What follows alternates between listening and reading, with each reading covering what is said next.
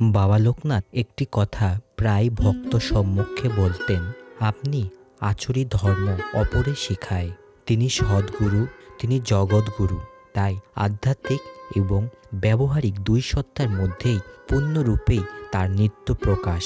প্রতিটি মানুষের মধ্যেই আত্মনির্ভরশীলতা এবং নিষ্কাম কর্মযোগের ভাবকে জাগ্রত করার জন্য তিনি অক্লান্তভাবে চেষ্টা করেছেন। বারোদির জমিদার নাগ পরিবার যখন বাবার জন্য তাদের নিজের জমিটি দান করে, তখন তারা তাদের নিজেদের ব্যয়ে বাবার আশ্রমের কুটিরটি নির্মাণ করার জন্য আগ্রহী হয়ে ওঠে। কিন্তু বাবা সে অনুরোধ প্রত্যাখ্যান করেন এবং গ্রামের মানুষদের সহযোগিতায় নিজেই আশ্রমের কুটিরটি নির্মাণ করেন।